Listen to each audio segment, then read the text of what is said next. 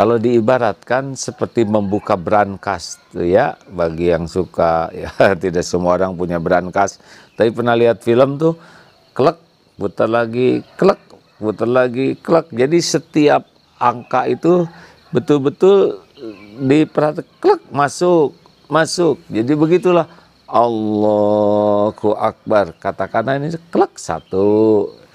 Bismillahirrahmanirrahim. Klek, masuk ya. Alhamdulillahi rabbil alamin. Dinikmati tiap bacaan. Aduh, itu beda hadirin. Makanya tumanina, baik dijaharkan maupun tidak dijaharkan, jangan jadi cepat. Aneh kita. Bismillahirrahmanirrahim. Amin. Udah belum nih Fatihahnya? Kayaknya udah nih. Perasaan udah agak lama. Yang sebelah saya udah ruku, berarti udah kan? Allahu Akbar. Ada rukunya, nggak ingat ke Allah, tiba-tiba telunjuk berdiri, atahiyat di sini. Mudah-mudahan nggak ada yang lihat. Begitulah diteruskan, weh. Kadang-kadang sujud juga lama. Aduh, ini sujud keberapa nih? Sujud ke-1 atau kedua ya? Aduh, ya Allah tolong. Jadi minta tolong deh ya, tolong itu lupa sujud. Malu lagi di belakang, takut diperhatikan orang.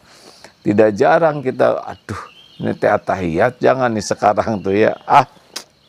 Gitulah.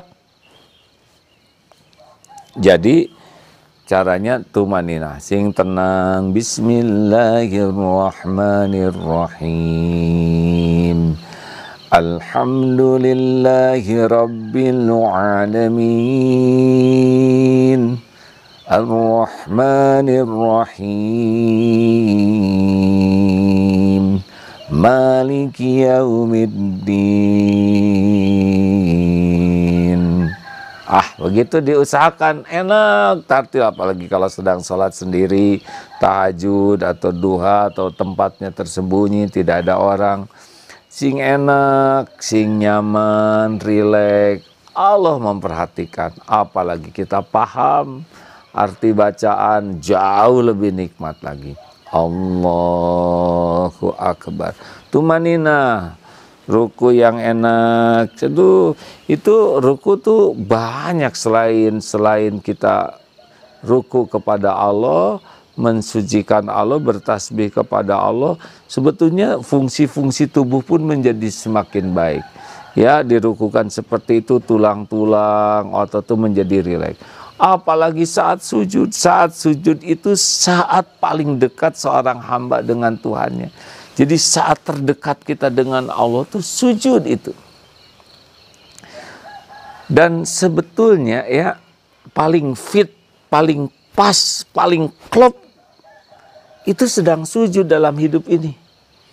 Jadi ada orang non-Islam ya yang belajar Islam dan mencoba sujud dan merasa inilah yang paling pas gitu dalam sehingga dia masuk Islam itu karena yakin sholat ini pas sekali dengan dirinya. Ini orang yang belum Islam nih hadirin. Lalu ini yang paling pas nih, tidak ada saat yang paling pas dalam hidup saya ketika sedang sujud. Jadi gerakan sujud, dan memang itu saat yang paling klop antara kita dengan Allah tuh sujud. Tentu sujud dalam sholat, sujud yang ada perintahnya ya, sujud syariat yang ada syar'inya, aturan syar'inya.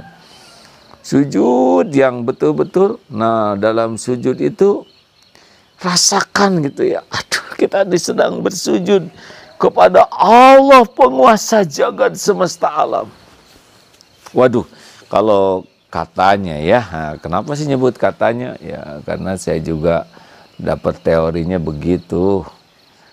Mudah-mudahan bisa menjalankan teori tentang kehusuan sujud. Aduh, ingat Allah, saya ini sedang bersimpuh antara kening, telapak kaki, sujud di hadapan Allah penguasa, penentu, penggenggam jagat semesta alam, yang menciptakan kita, menguasai, yang menentukan segalanya, yang tidak pernah menyia-nyiakan, tidak pernah merugikan, tidak pernah berbuat zolim. Aduh, ini kita meminta kepada pemilik segalanya. kita berlindung kepada penguasa segalanya. Wih, itu kalau AA baca tentang orang-orang yang yakin ke Allah, sholat, itu sujud itu benar-benar kemewahan yang luar biasa. Makanya Rasulullah juga sujudnya lama. Orang-orang yang soleh itu lama sujudnya. Beda dengan kita. Kita mah sujud kayak yang kejedot. Iya, jadi kayak balapan gitu ya. Aneh. Kita aja ngobrol dengan orang nggak begitu. Kita tuh banyak masalah, banyak keinginan, banyak kecemasan. Tapi ini nggak dipakai. Kayak kita punya kunci, nggak dipakai.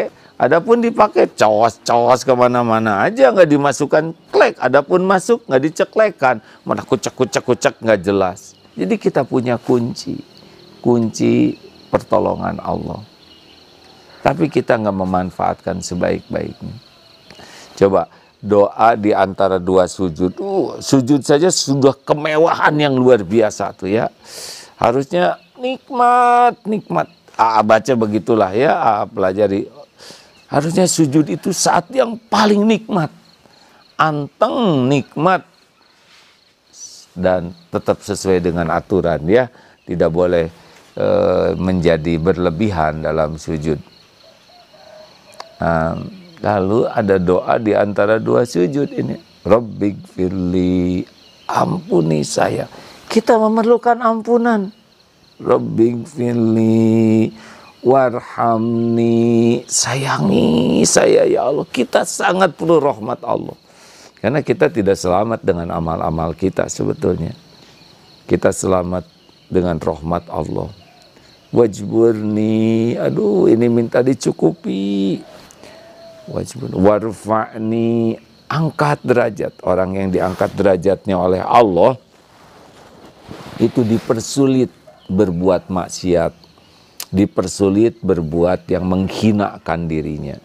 Kalau kita diangkat derajat oleh Allah, kita akan dihalang-halangi oleh Allah untuk melakukan sesuatu yang membuat kita jadi hina.